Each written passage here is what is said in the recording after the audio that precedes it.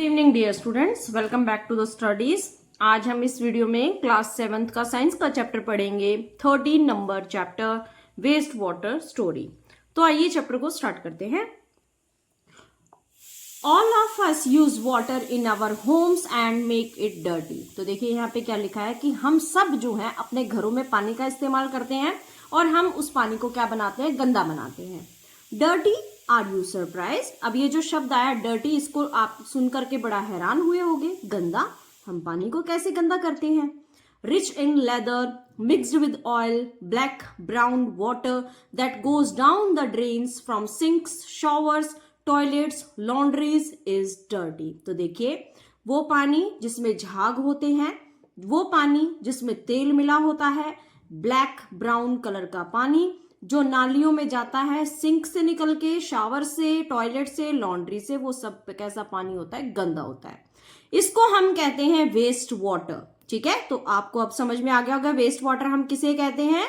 Water that is rich in lather, mixed with oil, black brown water that goes down the drains from sink, shower, toilet, laundries is called waste water. तो आपसे question में पूछा भी जा सकता है कि वेस्ट वाटर किसे कहते हैं, तो आपको सिर्फ यही आंसर उसमें लिखना है। दिस यूज्ड वाटर, यानी कि ये यूज किया हुआ पानी, शुड नॉट बी वेस्टेड, वो वेस्ट नहीं होना चाहिए। यूज तो करना ही है, पानी से ही तो हम मोस्टली वर्क करते हैं। अब ये जो वाटर हमने यूज किया है, इसे हमें बर्बाद नहीं होने देना चाहिए। We must clean it up by removing pollutants। हमें क्या करना चाहिए, उस पानी को भी साफ करना चाहिए। ठीक है, उसके अंदर जो पॉल्यूटेंट्स है, पॉल्यूटेंट का मतलब होता है ऐसी चीजें जो उस पानी को गंदा करती है, यानी प्रदूषित करती है, उनके लिए हम वर्ड यूज करते हैं पॉल्यूटेंट। तो अगर हम उन प्रदूषित करने वाली चीजों को ही हटा देंगे तो वो पानी कैसा हो जाएगा, वो पानी साफ हो जाएगा। Have you ever thought where the waste water goes and what happens to it?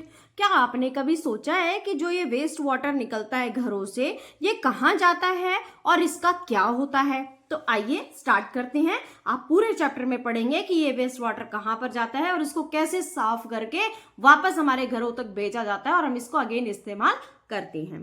Water, our life line. Clean water is a basic need of human being. तो देखो, जो साफ पानी होता है वो एक हमारी जो है बेसिक नीड होती है किसी भी इंसान के लिए। जैसे आपको पता है, पानी के बिना तो हमारा गुजारा नहीं है, बिना पानी पिए तो इंसान जीवित रह ही नहीं सकता। तो इसीलिए क्लीन वाटर हमारी कैसी नीड है, बेसिक नीड है।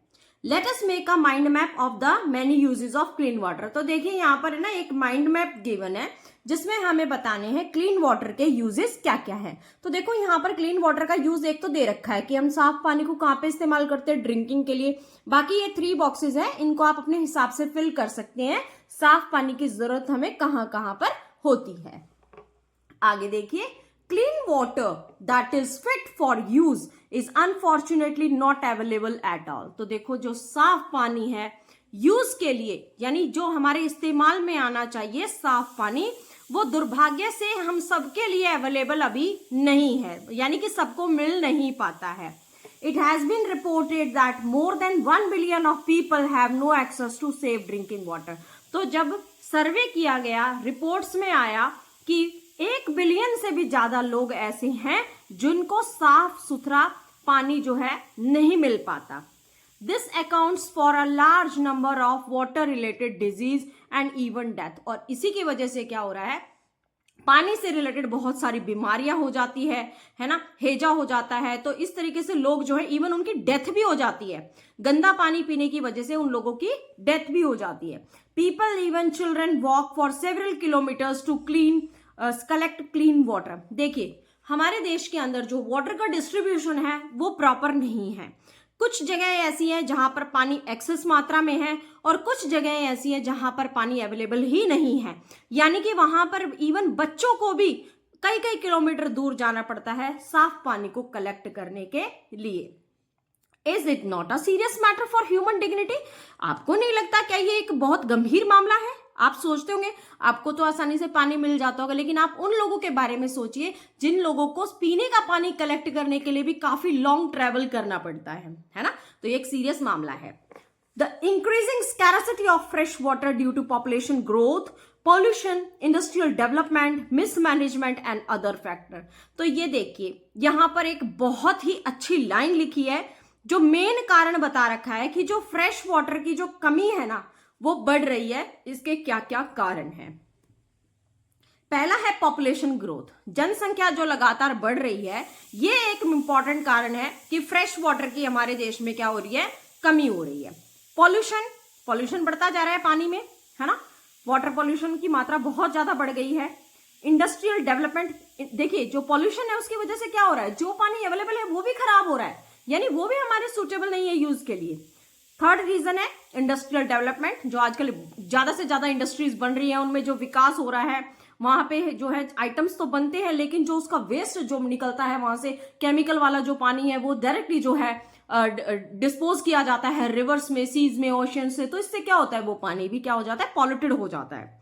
नेक्स्ट है mismanagement and other factor. Mismanagement का मतलब है पानी का जो डिस्ट्रीब्यूशन है, यानी जो पानी है वो प्रॉपर तरीके से लोगों तक नहीं मिल पाता, किसी को ज्यादा मिल रहा है, किसी को कम मिल रहा है, ठीक है, तो इसको हम बोलते हैं मिसमैनेजमेंट। तो यहां से भी एक क्वेश्चन फ्रेम होता है, what are the causes of increasing scarcity of fresh water, यानी कि फ्रेश वाटर की जो बढ़ती हुई कमी है उसके कारण क्या क्या है। तो आप लिखेंगे फर्स्ट पॉपुलेशन ग्रोथ, सेकेंड आप लिखेंगे पॉल्यूशन, थर्ड आप लिखेंगे इंडस्ट्रियल डेवलपमेंट, फोर्थ आप लिखेंगे मिसमैनेजमेंट, ठीक है। तो ये 4 इंपॉर्टेंट कारण यहां लिखे, बाकी और भी फैक्टर्स होते हैं, अगर आपको याद हो तो आप वहां पे मेंशन कर सकते हैं।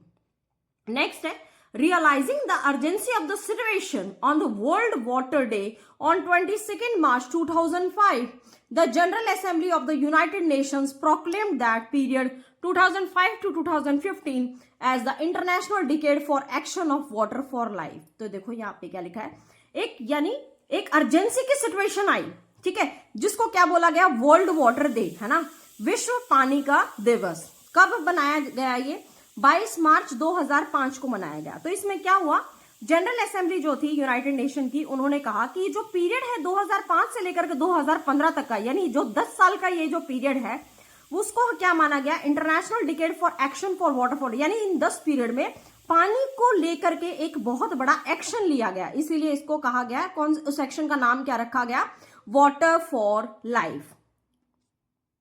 All efforts made during this decade, अब क्या क्या किया गया इन 10 सालों में, जो ये लिखा है 2005 से 2015 तक, इन 10 सालों में कौन कौन सी कोशिशें की गई। All efforts made during this decade aim to reduce by half the number of people who do not have access to safe drinking water, यानी कि ये जो 10 साल थे इसका मेन मकसद क्या था, इस काम को पूरा करने के लिए जो वाटर फॉर लाइफ का जो ये मोटिव लेकर के आए थे, इसका मकसद ये था, उद्देश्य ये था कि जो लोगों की संख्या है, यानी जिनको पानी नहीं मिल पा रहा था, सेफ ड्रिंकिंग वाटर जो लोगों की संख्या है उसको आधा कर देना, यानी कि आधे लोगों की जरूरत पूरी हो जाए एटलीस्ट। तो ये इसका मेन मकसद था, इस वाटर फॉर लाइफ के मोटिव इसका ये था। There has been perceptible progress in the direction of the aim, but still there is a lot to achieve। ये कह रहा है काफी चीजें तो इस मकसद को जो पूरा करने के लिए हासिल कर पाए, लेकिन अभी भी इसको पूरा करने की जरूरत है, यानी कि अभी भी वो मकसद जो है कंप्लीट तरीके से पूरा नहीं हो पाया है।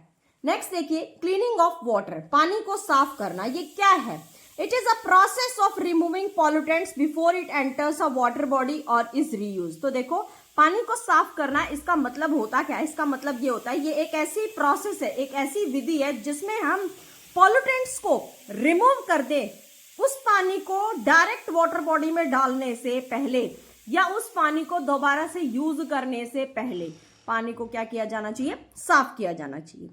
उसके अंदर जो पोल्यूटेंट्स हैं, ऐसी चीजें जो उसको प्रदूषित कर रही है, उसको हम हटा दें तो वो पानी कैसा हो जाएगा, साफ हो जाएगा। This process of waste water treatment is commonly, तो ये जो विधि है ना वेस्ट वाटर के ट्रीटमेंट के लिए, इस विधि को ही हम किस नाम से जानते हैं, सीवेज ट्रीटमेंट के नाम से जानते हैं, ठीक है। तो आपको समझ आ गया सीवेज ट्रीटमेंट किसे कहते हैं।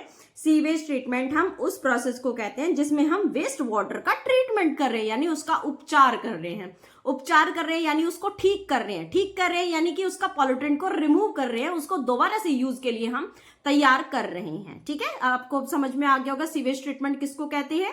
नेक्स्ट है it takes places in several stages. ये नहीं है कि आप एकदम से उसके पॉल्यूटेंट को जाएंगे और उसमें से हटा आपने मैनुअली उसको रिमूव कर सकते हैं, नहीं, ये कुछ स्टेप्स में यानी स्टेजेस में ये प्रोसेस पूरा होता है। आगे हम पढ़ेंगे चैप्टर में कि कौन कौन से वो स्टेजेस से पानी को गुजरना पड़ता है, तब जाकर के वो पानी जो है साफ हो पाता है। तो आइए बढ़ते हैं नेक्स्ट टॉपिक की तरफ। What is sewage? ये वर्ड आपने अपनी लाइफ में जरूर सुना होगा। सीवेज एक्चुअल में होता क्या है? तो देखो, sewage is waste water released by homes, industries, hospitals, offices and other user. तो देखो, सीवेज एक्चुअल में होता क्या है? सीवेज वेस्ट वाटर होता है जो कहां से निकलता है? घरों से, इंडस्ट्रीज से, हॉस्पिटल से, ऑफिसेज से और बाकी कुछ यूजर्स से, ठीक है? तो उसी को हम बोलते हैं सीवेज। इसके अंदर रेन वाटर भी शामिल होता है that has run down the street during a storm or heavy rain। इसके अंदर वो बारिश का पानी भी शामिल होता है जो गलियों में दौड़ता हुआ घूमता है तूफान के दौरान या हैवी बारिश होती है तब। The water that washes of road, वो पानी जो रोड को धोते हुए निकलता है या छतों से गुजरता है, उसके अंदर क्या होते हैं? हार्मफुल सब्सटेंसेस भी होते हैं। Sewage is a liquid waste. Actual में ये सीवेज कैसा वेस्ट होता है? लिक्विड वेस्ट होता है। तो यहां से भी आपका फिल इन द ब्लैंक्स में क्वेश्चन पूछा जा सकता है कि सीवेज कैसा वेस्ट होता है? सॉलिड होता है, गैसेज होता है या कैसा वेस्ट होता है? तो सीवेज जो होता है वो कैसा वेस्ट होता है? लिक्विड वेस्ट होता है। Most of it is water. इसका ज्यादातर जो भाग होता है ना, वो क्या होता है? पानी होता है। विच हैज डिजोल्व, जो उसके अंदर क्या होता है? घुला हुआ होता है और उसके अंदर बहुत सारी घुली हुई इम्प्योरिटीज भी शामिल होती है। आई होप अब आपको सीवेज समझ में आ गया होगा कि सीवेज हम किसे कहते हैं। आगे बढ़ते हैं। नेक्स्ट है activity 13.2, locate an open drain near your home. तो क्या कहा गया है इसमें कि आप एक जो है खुला नाला देखिए, आपके घर के आसपास होगा या आपके स्कूल के आसपास हो या कहीं भी रोड की साइड में हो, and inspect water flowing through it, और ध्यान दीजिए उस पानी में जो उस खुले नाले में बह रहा है। रिकॉर्ड कलर, आप उसका कलर नोट कीजिए, ऑर्डर, स्मेल नोट कीजिए एंड एनी अदर ऑब्जर्वेशन, और आप कुछ भी चीजें उसमें ऑब्जर्व करते हैं तो उसको भी आप नोट कर लीजिए। Discuss with your friends and your teacher and fill up the following table. 13.1, तो यहाँ पे नीचे एक टेबल गिवन है 13.1। हमें अपने दोस्तों से और अपने टीचर से डिस्कस करना है उस चीज के बारे में, उस खुले नाले के बारे में जो आप वहां पे चीजें ऑब्जर्व करेंगे, और फिर उसके हिसाब से आपको ये टेबल फिल करना है। We know that sewage is a complex mixture containing suspended solids, organic and inorganic impurities, nutrients, saprophytes and disease-causing bacteria and other microbes। तो देखो यहाँ पे क्या लिखा है? यहाँ पे लिखा है सीवेज होता क्या है? सीवेज लिक्विड वेस्ट तो हमने पढ़ा ही था कि उसका ज्यादातर भाग जो होता है पानी होता है। और देखिए सीवेज के अंदर क्या होता है? सीवेज एक कॉम्प्लेक्स मिक्सचर होता है कंटेनिंग सस्पेंडेड सॉलिड। देखो यहाँ पे एक वर्ड लिखा है कॉम्प्लेक्स मिक्सचर। कॉम्प्लेक्स का मतलब होता है ऐसी चीजें जो एक चीज अकेली शामिल नहीं है उसके अंदर, यानी बहुत सारी चीजें शामिल है, इसलिए यहाँ पे वर्ड आया है कॉम्प्लेक्स। अब वो बहुत सारी चीजें क्या क्या है? सीवेज के अंदर जो होते हैं सस्पेंडेड सॉलिड्स होते हैं, यानी ऐसा सॉलिड होता है जो पूरा उसके अंदर जो होता है मिला हुआ होता है, लिपटा हुआ होता है, इसीलिए वर्ड आया सस्पेंडेड, यानी घुले रूप में होता है वो सॉलिड। ऑर्गेनिक और इनऑर्गेनिक इंप्योरिटीज होती है। ऑर्गेनिक होता है लिविंग और इनऑर्गेनिक होता है नॉन लिविंग इंप्योरिटीज होती है उसके अंदर। नेक्स्ट है nutrients, saprophytes and disease causing bacteria होता है, उसके अंदर बीमारी फैलाने वाले बैक्टीरिया शामिल होते हैं और दूसरे माइक्रोब्स भी होते हैं। These include the following. अब देखो यहाँ पे ना हर एक का नाम बता रखा है, हमने ये तो टोटली पढ़ लिया कि सीवेज के अंदर क्या क्या मिक्सचर होता है, किस किस से बना होता है वो मिक्सचर। अब एक एक करके बताया है। ऑर्गेनिक इंप्योरिटीज में कौन कौन सी चीजें होती हैं? ह्यूमन फेसिस, एनिमल वेस्ट, उसके बाद है oil, urea, urine, pesticides, herbicides, fruit and vegetable waste etcetera. ये आपको अच्छे से लर्न कर लेना है। आपसे क्वेश्चन में एक एक करके पूछा जा सकता है कि name the organic impurities found in sewage. Sewage के अंदर कौन कौन सी ऑर्गेनिक इंप्योरिटीज होती है, मैं दोबारा बता देती हूँ, अच्छे से आप इसको लर्न कर लीजिएगा। Human faeces, animal waste, oil, urea, pesticides, herbicides, fruit and vegetable waste. ठीक है, ये सारी चीजें क्या है? ऑर्गेनिक हैं। ओके, ऑर्गेनिक यानी इनके अंदर कहीं ना कहीं कार्बन मौजूद है। नेक्स्ट है इनऑर्गेनिक इंप्योरिटीज। इसमें कौन कौन सी चीजें हैं? नाइट्रेट्स, फॉस्फेट्स और साथ में मेटल्स। ठीक है, नेक्स्ट है न्यूट्रिएंट्स। कौन कौन से होते हैं सीवेज के अंदर? तो देखो सीवेज के अंदर दो न्यूट्रिएंट पाए जाते हैं, फॉस्फोरस और नाइट्रोजन। अच्छे से आप लर्न कर लीजिएगा। यहां से भी क्वेश्चन पूछा जा सकता है, name the nutrients present in sewage. तो 2 न्यूट्रिएंट होते हैं सीवेज के अंदर, एक फास्फोरस और एक नाइट्रोजन। नेक्स्ट है बैक्टीरिया। बैक्टीरिया कौन कौन से हमारे पाए जाते हैं सीवेज में? तो देखिए, विब्रियो कॉलेरा जो कॉलेरा की बीमारी फैलाता है, which causes cholera, and salmonella paratyphi which causes typhoid. तो यहां से देखो आपको एक और जनरल नॉलेज की चीज मिल गई है कि उस बैक्टीरिया का नाम बताइए जो कॉलेरा की बीमारी को फैलाने में सहायक है। तो उस बैक्टीरिया का नाम क्या है? Vibrio cholera. ये कौन सी बीमारी फैलाता है? कॉलेरा। उसके बाद है टाइफाइड। कौन सा बैक्टीरिया फैलाता है बीमारी टाइफाइड की? सैल्मोनेला पैराटिफी। ये आप अच्छे तरीके से लर्न कर लीजिए।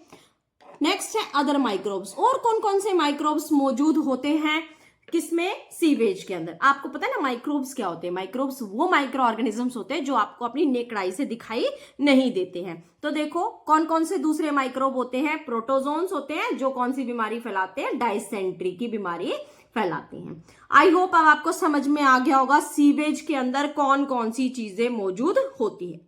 नेक्स्ट आता है water freshens up as eventful journey. ठीक है, तो वाटर को हम क्या करते हैं? फ्रेशन अप करते हैं। तो इसके बारे में अब हम पढ़ते हैं। इन अ होम और a public building generally one set of pipe bringing clean water and other set of pipe take away waste water. तो ये तो आपको पता ही है, आपके घरों में भी होगा, देखते होगे आप। एक ऐसा पाइप होता है जो साफ पानी लाता है घर में, और एक ऐसा पाइप होता है जो जो घर का जो वेस्ट वाटर है उसको बाहर लेकर के जाता है। ऐसे बड़ी बड़ी बिल्डिंग्स में भी आपने देखा होगा, आपके घरों में भी देखा होगा। Imagine that we could see through the ground. आप सोचिए, क्या हम ग्राउंड के द्वारा देख सकते हैं, यानी ग्राउंड के अंदर देख सकते हैं वो पानी कैसे आता है और कैसे जाता है? We would see a network of big and small pipes called. तो हम देख सकते हैं कि एक जाल होता है, यानी एक नेटवर्क होता है बड़े और छोटे पाइपों का मिला करके, जिसको हम बोलते हैं सीवर्स। ठीक है, नेटवर्क ऑफ पाइप्स को हम क्या बोलते हैं? सीवर्स हम कहते हैं। और ये सीवर क्या बनाते हैं? मिलकर के सीवरेज बनाते हैं। तो देखो, जैसे आपको पता है हमारी बॉडी जो होती है, हमारी बॉडी के अंदर क्या होते हैं? आर्टरीज होती हैं, वेन्स होती हैं, कैपिलरीज होती है। ये सब क्या करती है? ब्लड को कैरी करने का काम करती है। साफ ब्लड को, ऑक्सीजनेटेड ब्लड को और डीऑक्सीजनेटेड ब्लड को। ये सारा आपने पढ़ा होगा ट्रांसपोर्टेशन के चैप्टर में। तो इसी तरीके से हमारे घर में भी एक ट्रांसपोर्ट सिस्टम होता है जो सीवेज को कैरी करने का काम करता है और साफ पानी को हमारे घर पे लाने का काम करता है। ठीक है, तो देखो, it is like a transport system that carry sewage from the point of being produce to the point of disposal. तो एक ये ट्रांसपोर्ट सिस्टम ही होता है, वो क्या करता है? सीवेज को उस पॉइंट से जहां पर सीवेज बन रहा है वहां से कहां तक लेके जाने का काम करता है? डिस्पोजल वाली जगह पे, यानी कि वो सारा जो पानी है, वो सीवरेज है, वो कहां तक जाएगा, उसको हम बोलते हैं ट्रीटमेंट प्लांट। ट्रीटमेंट प्लांट वो डिस्पोजल पॉइंट है जहां पर वो पानी ले जा करके छोड़ा जाता है। ठीक है, यानी हमारे घरों से निकलने वाला जो गंदा पानी है वो नालियों के माध्यम से कहां तक जाता है? ट्रीटमेंट प्लांट तक जाता है। तो एक तरीके से ये ट्रांसपोर्ट सिस्टम है। Manholes are located at every 50 metre to 60 metre in the sewerage. जो सीवरेज होता है ना, उसमें क्या होता है? हर 50 मीटर से लेकर 60 मीटर की दूरी पर आपको मेन होल दिखाई देते हैं एट द जंक्शन ऑफ 2 और मोर सीवर। और वो जो मेन होल होते हैं ना, वो क्या होते हैं? जंक्शन होते हैं। जंक्शन का मतलब होता है जोड़ वाला पॉइंट होता है 2 या 2 से ज्यादा सीवर्स का। ठीक है, and at points where there is a change in direction. और वो पॉइंट भी होते हैं जहां पर डायरेक्शन बदली जाती है। जैसे किसी कॉलोनी से किसी कॉलोनी में डायरेक्शन चेंज करनी है कि उस कॉलोनी का पानी भी इसमें आएगा, तो वहां पर भी हम देखने को मिलता है मेन होल जो होते हैं बने होते हैं। आपने देखा होगा कई बार लोग जो होते हैं, जो सफाई कर्मी होते हैं, वो उनकी क्लीनिंग भी करते हैं, सफाई भी करते हैं प्रॉपर टाइम टू टाइम, नहीं तो ब्लॉकेज हो जाता है। ठीक है, नेक्स्ट आता है एक्टिविटी 13.3। तो ये देखिए यहाँ पे क्या लिखा है? Study the sewage route in your home. ये कहता है जो आपके घरों में जो सीवेज रूट बना हुआ है, स्कूल में, बिल्डिंग में, आप उसको पढ़ने की कोशिश कीजिए, समझने की कोशिश कीजिए। तो कहता है डू द फॉलोइंग। ये सारी चीजें आपने करनी है। Make a line diagram of the sewage route. ठीक है, आपने क्या करना है, एक डायग्राम बनाना है लाइंस के माध्यम से सीवेज के रूट का। वॉक डाउन द स्ट्रीट और survey the campus to find the number of manhole. आप अपनी गली में गुजरिए या कैंपस जहां पे भी आप रहते हैं उसको सर्वे कीजिए और आप देखिए वहां पर कितने मेन होल जो है बने हुए हैं। इफ पॉसिबल, यदि आपको संभव हो सके तो आप किसी भी खुले नाले को ऑब्जर्व कीजिए और रिकॉर्ड कीजिए कि कौन कौन से लिविंग ऑर्गेनिजम्स उसमें पाए जाते हैं और उसके आसपास में पाए जाते हैं। किसमें? ओपन ड्रेन में। कौन कौन से जीव जंतु आपको देखने को मिलते हैं उसमें और उसके आसपास के एरिया में। In case you do not have a sewerage system in your locality, find out how sewage is being disposed of. Suppose कीजिए आपकी लोकेलिटी में यानी जहां पे आप रहते हैं वहां पे कोई भी सीवरेज सिस्टम नहीं है, तो आप क्या कीजिए, कोशिश कीजिए पता लगाने की कि सीवेज को जो है किस तरीके से डिस्पोज किया जाता है, यानी उसका जो डिस्पोजल पॉइंट है वहां पर क्या क्या होता है और कहां तक उसको भेजा जाता है। अब हम पढ़ते हैं ट्रीटमेंट ऑफ पॉल्यूटेड वाटर, यानी कि जो प्रदूषित पानी है उसका इलाज कैसे किया जाता है, उसका ट्रीटमेंट कैसे किया जाता है, उसको वापस से रीयूज के लिए कैसे तैयार किया जाता है। तो चलो स्टार्ट करते हैं पढ़ना। Perform the following activity, it will help you to understand the processes that take place at the waste water treatment plant. तो यहाँ पे है ना हमें एक एक्टिविटी बताई गई है जिसके माध्यम से हम आसानी से समझ पाएंगे कि वेस्ट वाटर ट्रीटमेंट का जो प्लांट होता है वहां पर उस पानी की यानी प्रदूषित पानी की कैसे सफाई की जाती है, यानी उसका इलाज किया जाता है। तो देखिए एक्टिविटी पढ़ते हैं हम लोग। डिवाइड योरसेल्फ इनटू ग्रुप्स, तो कहता है आप अपने आप को जो है ना ग्रुप्स में जो है डिवाइड कर लीजिए टू परफॉर्म द एक्टिविटी, इस एक्टिविटी को परफॉर्म करने के लिए। ठीक है, record observation at each stage, और आपने क्या करना है जितनी भी ये स्टेजेस आएंगी ना उनको आपने रिकॉर्ड करना है। ठीक है, सबसे पहले आपने क्या करना है, फिल अ लार्ज ग्लास, आपने एक बड़ा ग्लास लेना है और उसको भरना है उस जार को 3/4 फुल ऑफ वाटर, यानी 3/4 जो है उस जार में आपने पानी भर लेना है। Add some dirty organic matter such as grass pieces और ऑर्गेनिक पील्स, आपने क्या करना है उस पानी के अंदर कुछ ऑर्गेनिक मैटर डाल देने हैं, जैसे घास के टुकड़े आप डाल सकते हैं या संतरे के छिलके आप डाल सकते हैं। थोड़ा अमाउंट आपने उसमें डिटर्जेंट भी डालना है, आपके घर में सर्फ होगा थोड़ी सी आप उसमें सर्फ डाल दीजिए। And few drops of an ink और एनी कलर, या आपके पास घर में इंक होगी उसकी कुछ बूंदे भी आपने उसमें डालनी है। इंक नहीं है तो आप कोई कलर भी डाल सकते हैं। दोबारा से मैं बता देती हूँ, आपने क्या करना है, सबसे पहले स्टेप में आपने एक ग्लास का जार लेना है बड़ा, उसमें 3/4 हिस्से में पानी आपने भर देना है। फिर आपने क्या करना है उसके अंदर या तो घास का कोई तिनके वगैरह आप डाल दीजिए, नहीं है आपके पास तो आप संतरे के छिलके डाल दीजिए उसके अंदर।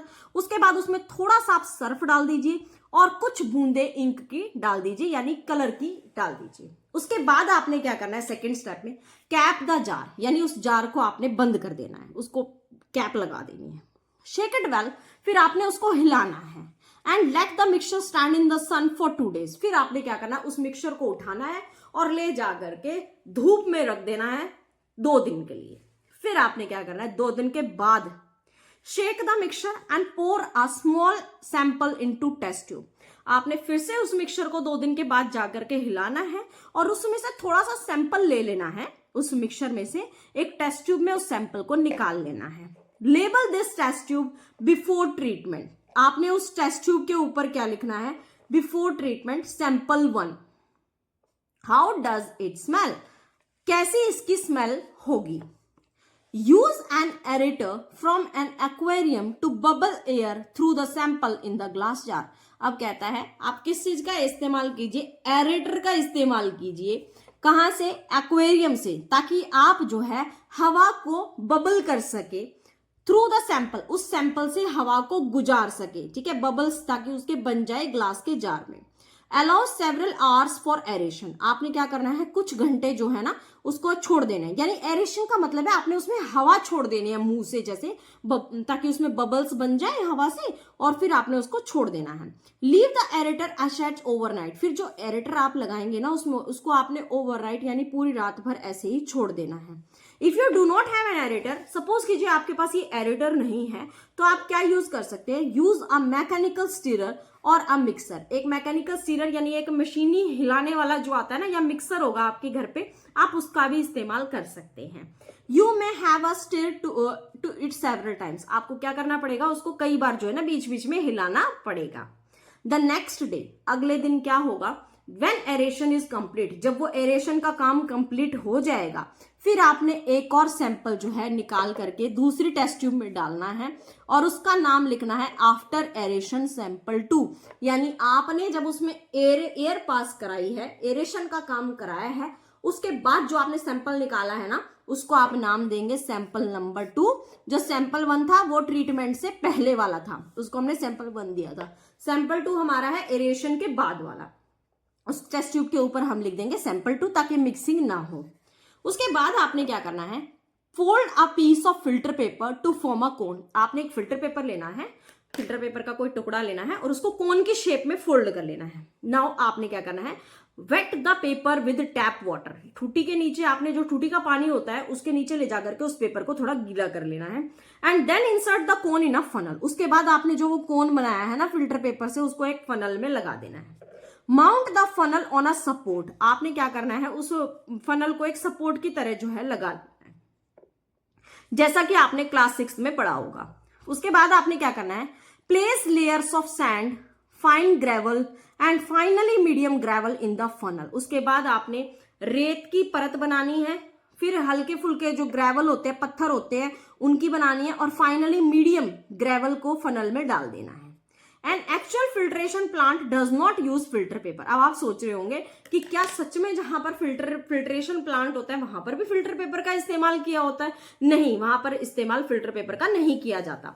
अब आगे देखिए क्या लिखा है, but the sand filter is several metres deep. लेकिन जो सैंड फिल्टर होता है ना वो काफी गहराई तक गहरा होता है, काफी मीटर्स तक गहरा होता है। Pour the remaining aerated liquid through the filter into the beaker. अब आपने क्या करना है, आपने कुछ तो सैंपल निकाल लिया था, सैंपल 2 जिसको टेस्ट ट्यूब में दिया था एरेटेड लिक्विड वाला। अब जो बच गया जो लिक्विड है उसको आपने क्या करना है, फिल्टर से गुजारना है। ठीक है, यानी जितना भी आपके पास लिक्विड जार में बच गया था उसको आपने क्या करना है, फिल्टर पेपर के माध्यम से गुजार देना है और बीकर में निकाल देना है। Do not allow the liquid to spill over the filter. आपने क्या करना है, पूरा जो लिक्विड है उसको ऐसे नहीं एकदम से आप डाल देंगे फिल्टर के ऊपर। If the filter liquid is not clear, अगर फिल्टर लिक्विड आपका क्लियर नहीं आएगा तो आपने उसको कई बार ऐसा ट्राई करना है ताकि जब तक आपको साफ पानी मिल ना जाए। फिर आपने क्या करना है, pour a sample of the filtered water. अब जो पानी नीचे बीकर में निकलेगा फिल्टर्ड वाटर होगा, उसको आप एक तीसरी टेस्ट ट्यूब में डाल देना और उसको नाम लिखना, ये फिल्टर्ड है, सैंपल नंबर 3 है। ठीक है, तो यहाँ पे हमारे 3 सैंपल जो है वो क्या हो गए हैं, तैयार हो चुके हैं। उसके बाद देखिए आपने उसके बाद क्या करना है, pour another sample of the filtered water into a 4th test tube. अब जो फिल्टर्ड वाटर आपको मिल गया है, सैंपल उसका आपके पास आ गया है, उसको आपने एक 4थी टेस्ट ट्यूब में निकालना है। Add a small piece of chlorine tablet. अब आपने क्या करना है, उसके अंदर क्लोरीन की एक छोटी सी गोली का टुकड़ा डाल देना है। मिक्स वेल, उसको आपने अच्छे से मिक्स करना है, तब तक मिक्स करना है जब तक कि वो वाटर पूरा क्लियर ना हो जाए। फिर आपने क्या करना है, label the test tube chlorinated sample number 4। आपने क्या करना है, उस टेस्ट ट्यूब का जो है नाम करके लिख देना है कि ये सैंपल 4 है, क्लोरीनेटेड। उसके बाद ऑब्जर्व केयरफुली, आपने ध्यान से उसको ऑब्जर्व करना है। The samples in all the test tube, जो आपके पास 4 टेस्ट ट्यूब तैयार हुई है, आपने एक एक करके उनको अच्छे से ऑब्जर्व करना है। टेस्ट नहीं करना है आपको, ओनली आपको स्मेल करना है। ठीक है, अब आगे देखिए, आपसे यहाँ पे कुछ क्वेश्चंस पूछे गए हैं इन सबसे related. What changes did you observe in the appearance of the liquid after aeration? तो ये आपसे पूछ रहा है, जब आप ये पूरी एक्टिविटी करेंगे तो आप वहां पर क्या क्या आपको बदलाव देखने को मिलेंगे उस लिक्विड में जो एरेशन के बाद आपको प्राप्त हुआ। सेकंड क्वेश्चन आपसे पूछा है, did aeration change the order? क्या जो आपने एरेशन किया है उससे उसकी स्मेल में कुछ बदलाव आया है?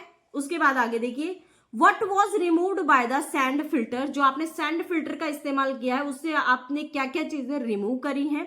Did chlorine remove the color? क्या जो क्लोरीन है वो इसके कलर को रिमूव कर देगा? Did chlorine have an odor? क्या क्लोरीन का कोई ऑर्डर होता है, कोई स्मेल होती है? Was it worse than that of waste water? क्या ये जो है वो बिल्कुल बेकार होता है वेस्ट वाटर से भी ज्यादा? तो ये सारे क्वेश्चंस आपसे पूछे हैं। जब आप इन सब एक्टिविटीज को करेंगे उसके बाद आपको इन सारे क्वेश्चंस के जवाब देने हैं। आज का आपका होमवर्क है, आपको ये एक्टिविटी परफॉर्म करके देखनी है घर पे और इन सब क्वेश्चंस के जवाब तभी आप अच्छे तरीके से दे पाएंगे। सो स्टूडेंट्स, इस चैप्टर की जो बाकी का जो पार्ट है वो हम लोग नेक्स्ट वीडियो में स्टडी करेंगे, तो आप पार्ट 2 का वेट कीजिएगा और इतने आप पार्ट 1 में जो भी हमने समझाया है आप उसको अच्छे तरीके से बुक से रीड आउट कीजिएगा और समझने की कोशिश कीजिएगा। Thank you students, have a nice day.